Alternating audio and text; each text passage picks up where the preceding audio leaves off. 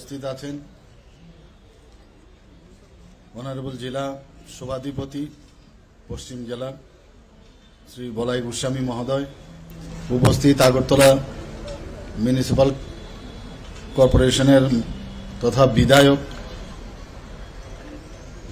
এবং মেয়র শ্রী দীপক মজুমদার মহোদয়, উপস্থিত জোনাল চেয়ারপারসন সেন্ট্রাল জোনের আগরতলা মিউনিসিপাল কর্পোরেশনের শ্রীমতী রত্না দত্ত মহোদয়, উপস্থিত শ্রী রাভেল হেমেন্দ্র, যিনি ওনার স্বাগত ভাষণ আমাদের সামনে রেখেছেন, secretary food and education Shri Ajit Shukla Das MD Tripura urban development mission, এবং যারা এই ডিপার্টমেন্টের যারা অফিসিয়ালসরা কর্মচারীরা এখানে উপস্থিত আছেন, সহায়ক দলের সদস্য দিদিরা এবং সাংবাদিক বন্ধুরা, সবাইকে এখানে উপস্থিত থাকার জন্য হার্দিক অভিনন্দন ও শুভেচ্ছা জানাচ্ছি।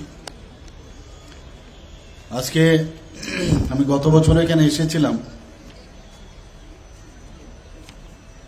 আমি যে কথাটা সবসময় বলি যে সবকা সাথ সবকা বিকাশ আর বিশ্বাস আর তা প্রয়াস, মাননীয় প্রধানমন্ত্রী যে বলেন, এখানে আসার পর সেটা কিন্তু আমরা দেখতে পাই। আমরা বারবার দেখছি এবং মাননীয় প্রধানমন্ত্রীজি বারবার বলছেন যে আমাদের মহিলারা যদি শক্তিশালী না হন তাহলে এই সমাজও শক্তিশালী হবে না, এই রাজ্যও শক্তিশালী হবে না এবং ভারতও শক্তিশালী হবে না। সেই কথা মাথায় রেখে আমরা এখন পর্যন্ত যে মহিলাদের ক্ষমতায়নের জন্য সবসময় আমরা তার অগ্রাধিকার আমরা দিয়ে এসছি। গত বাজেটেও আমরা মুখ্যমন্ত্রী কন্যা আত্মনির্ভর যোজনা নামে একটি প্রকল্প আমরা চালু করেছি। গন্ডাতুইসা সরকারি ডিগ্রি কলেজে 50 আসন বিশিষ্ট ছাত্রী আবাস নির্মাণ করেছি। তাছাড়াও মহিলাদের সুবিধার জন্য আমরা যে পিঙ্ক টয়লেটের সেটারও আমরা ব্যবস্থা করছি। সেটাও গত বাজেটে আমরা সেটা ঘোষণা দিয়েছিলাম। মহিলাদের টিএসআর ব্যাটালিয়নে আমরা মহিলাদের যুক্ত করেছি। সরকারি চাকরিতে আপনারা জানেন যে 33% রিজার্ভেশন আমরা মহিলাদের জন্য সংরক্ষণ রেখেছি।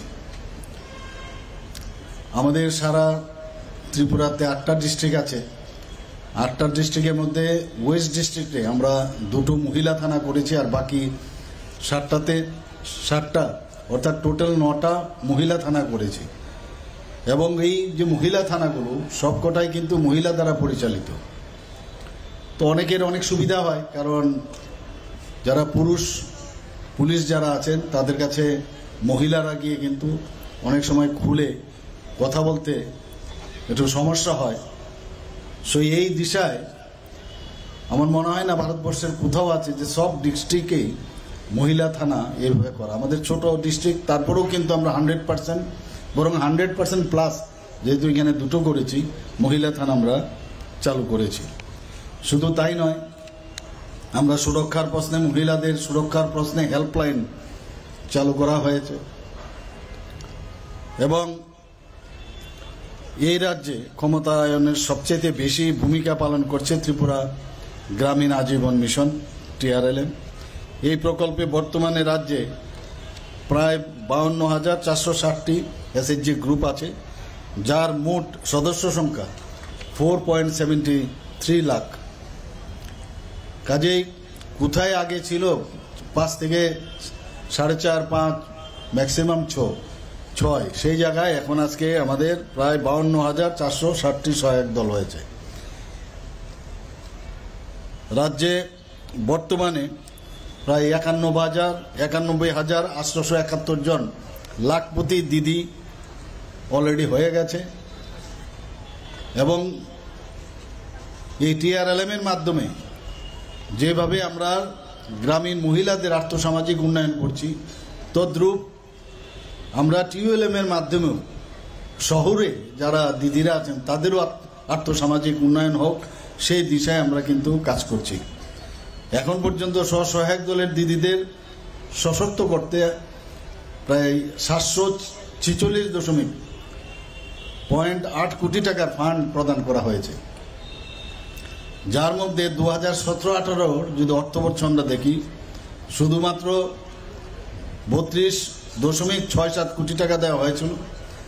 আর আমাদের সরকার আসার পর 714 মানে 714.16 কোটি টাকা দেওয়া হয়েছে। ব্যাংক লোনের ক্ষেত্রে একই স্থিতি, সেখানেও 2017-18 আগে মাত্র দেওয়া হয়েছিল 4.95 কোটি টাকা। আর 2018 পরে আমরা 1465.81 কোটি টাকা আমরা দিয়েছি।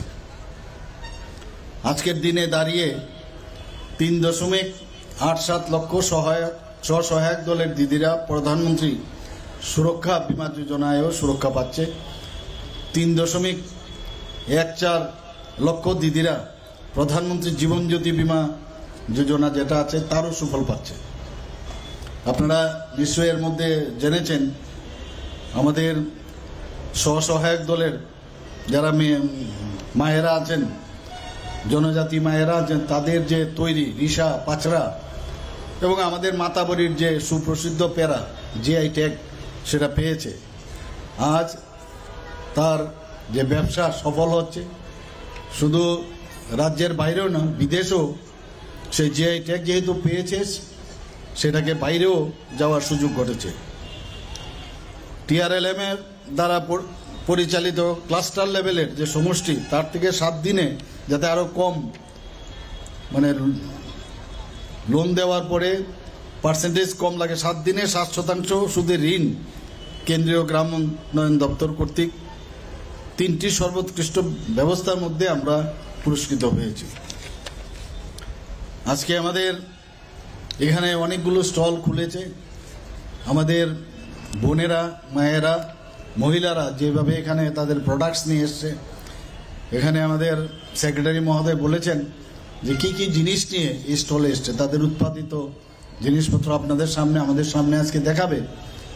সেগুলোর মধ্যে একটা সেলফ রিলায়েন্সের যে বিষয়, এখানে শুধু বিক্রির বিষয় নাই, মায়েরা তাদের যে আত্মমর্যাদা এবং আত্মমর্যাদার পাশাপাশি নিজেদের উপর যে কনফিডেন্স যে আমিও এই দেশের জন্য আমি কিছু করতে পারি, রাজ্যের জন্য আমি করতে পারি, সেটা কিন্তু আজকে এই প্রদর্শনীর মাধ্যমে সেটাও আমরা দেখতে পাবো।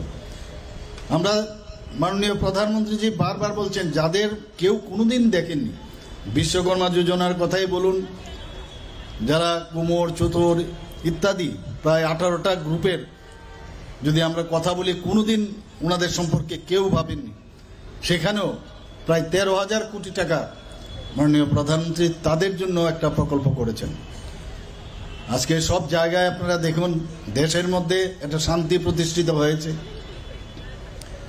পাশাপাশি সুরক্ষার দিক দিয়ে যদি আমরা কথা বলি, আগে 2018 আগে এই দেশ কি অবস্থা ছিল আর 2014 আগে কি অবস্থা ছিল আর 2014 পরে কি অবস্থা ছিল।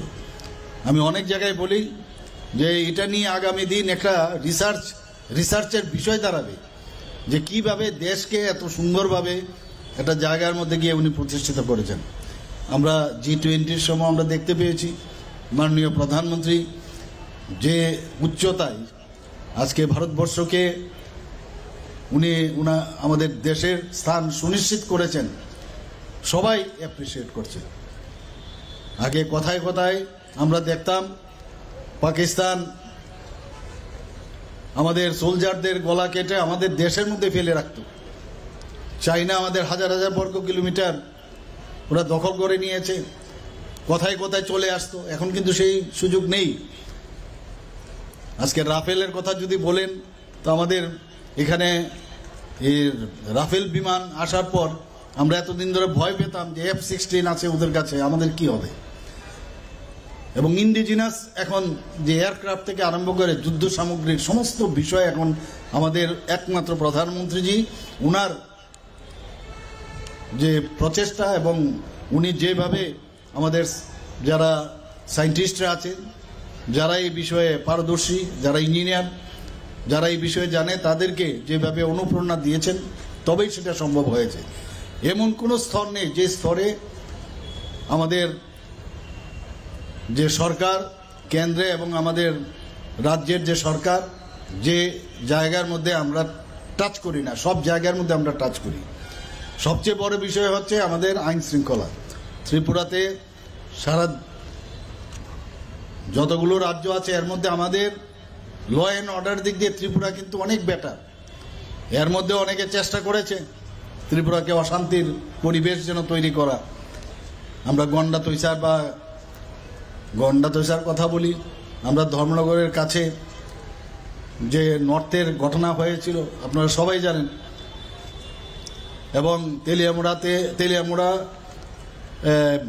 রানীর বাজারে ওখানে চেষ্টা করেছে, ওখানে বিভিন্ন জায়গায় ছোটোখাটো ঘটনা করার চেষ্টা করেছেন, কিন্তু আমরা খুব অল্প সময়ের মধ্যেই আমরা সেগুলো অ্যাড্রেস করেছি, এগুলো আমরা ওভারকাম করতে পেরেছি। আমি তো নিজে যখনই টেলিভিশনের পর্দায়ও যখন দেখি কোথাও কোনো সমস্যা হচ্ছে, নিউজ পেপারেও যখন আমি পড়ি, অনেক সময় সব খবর আমাদের কাছে আসে না, সাথে সাথে কিন্তু আমি ওই জায়গায় খবর নিয়ে আধিকারিকদের সাথে কথা বলি, কি হয়েছে, কেন হবে, তার রিপোর্ট আপনাদের দিন। সদ ইচ্ছা থাকলে আর কিছু করার মানসিকতা থাকলে নিশ্চয়ই হবে। রাজনীতি সব জায়গায় চলে না।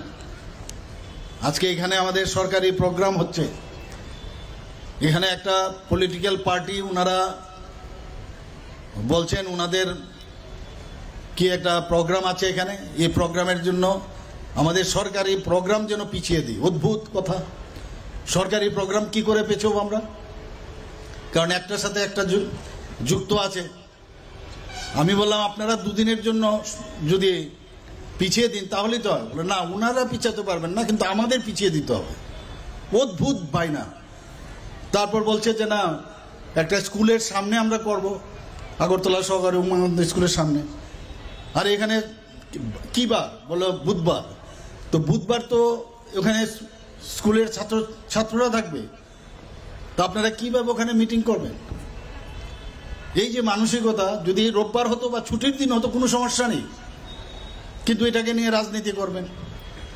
তো মানসিকতা যদি এরকম থাকে, যে কারণে এই 35 বছর পর তাদেরকে এই মানসিকতার কারণে মানুষ ছুঁড়ে ফেলে দিয়েছে। আমাদের মানসিকতা হচ্ছে হেল্প করা। আমি তো আপনাদের হেল্প করতে চাই, কিন্তু অবস্থাটা তো বুঝতে হবে। গায়ের জোর দিয়ে হবে না। আপনারা করুন না, এর অপোজিট, এর যে খালি জায়গা আছে এই দিকটা দিয়ে, ওই জায়গার মধ্যে করুন আপনারা।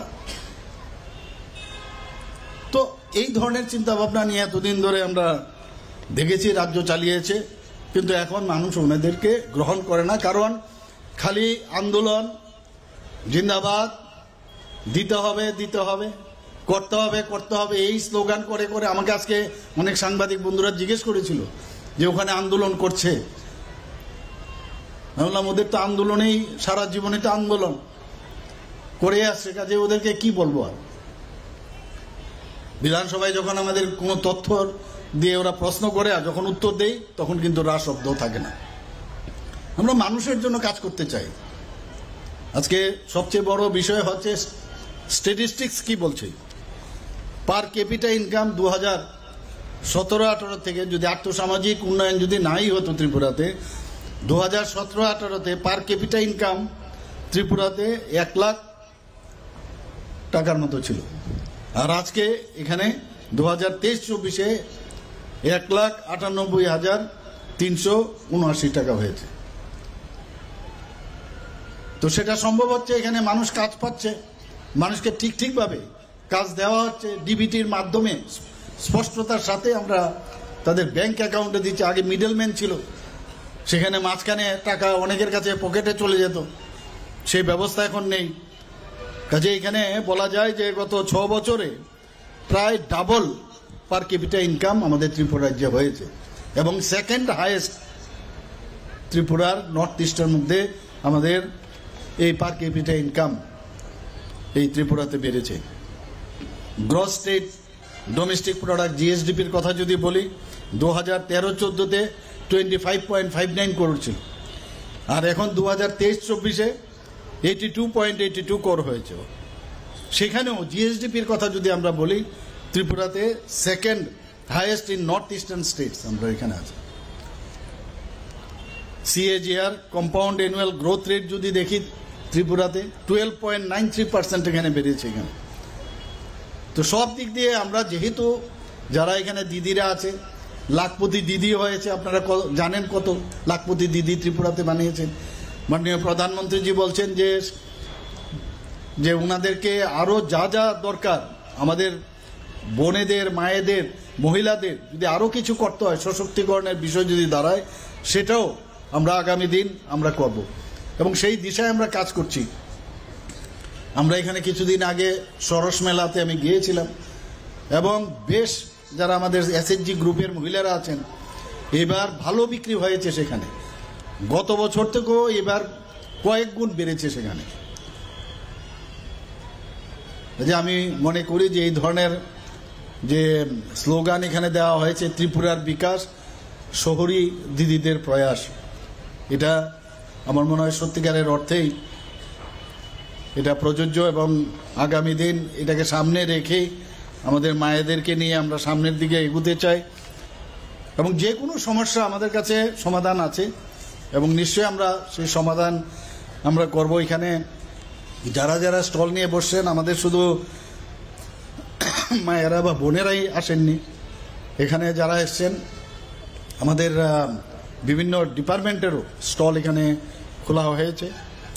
প্রচুর ডাটা আমার এখানে আছে।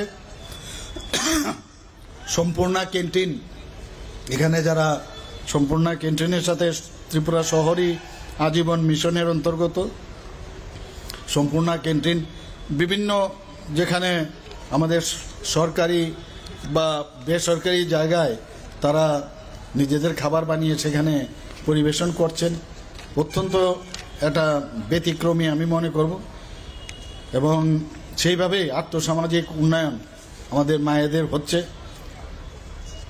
ত্রিপুরায় মোট 32টি সম্পূর্ণা ক্যান্টিন এখন পর্যন্ত এখানে চলছে টিউএলএমের মাধ্যমে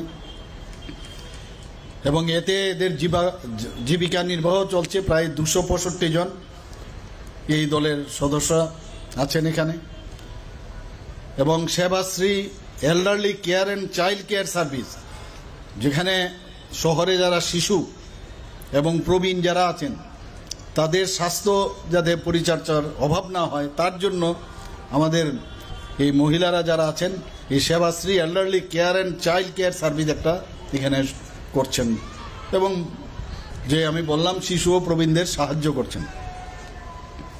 শিশু ও প্রবীণদের বাড়ি গিয়ে প্রাথমিক স্বাস্থ্য পরিচর্যা প্রদান করার লক্ষ্যে 20 জন স্বসহায়ক দলের দিদিদের যে প্রশিক্ষণ যে দেওয়া হয়েছে, তাতে করে গড়ে উঠেছে সেবাশ্রী। আগরতলা শহরে বর্তমানে প্রাথমিক স্বাস্থ্য পরিষেবা ওনারা প্রদান করে চলছেন এবং একটা ঘরের মধ্যে, একটা ঘরে যেমন মায়েরা হচ্ছেন চালিকা শক্তি, সমাজের জন্যও কিন্তু মহিলারা হচ্ছেন একটা চালিকা শক্তি। ওনারা যেভাবে একটা ঘর সামলান ঠিক সেই তদ্রূপ সমাজও ওনারা সেইভাবেই পরিচালনা করেন এবং ওনাদের যে বুদ্ধি, বিবেচনা এবং দক্ষতা সেটা বলার অপেক্ষা রাখে না। প্রাচীনকালেও আমরা দেখেছি, কিন্তু এতদিন ধরে সেই দিকটা লক্ষ্য কেউ করেনি এবং আমাদের মাননীয় প্রধানমন্ত্রীজি বারবার এর জন্যই বলছেন যে মায়েদের আমাদের সম্মান দিতে হবে। এখনো আমরা দেখেছি যারা অশুভ, আমাদের যদি মাইথোলজিক্যালি আমরা একটু চিন্তা করি, সেখানেও সমাজের যে অশুভ শক্তি সেটাকে বিনাশ করতে নারী শক্তিকেই আমরা বিভিন্নভাবে পূজা করি এবং তাদের যে স্নেহ, মমতা, আদর, ভালোবাসা যেভাবে সন্তানকে লালন পালন করেন, সেইভাবে সমাজকেও তারা এই মায়া, মমতা, ভালোবাসা দিয়ে গড়ে তুলতে সক্ষম হবে। আশা করি এই ধরনের ত্রিপুরা শহরী আজীবিকা মিশনের যে চিন্তাভাবনা আগামী দিন আমাদের মহিলা এবং মেয়েদের নিশ্চয়ই তাদের আর্থসামাজিক উন্নয়ন হবে এবং এক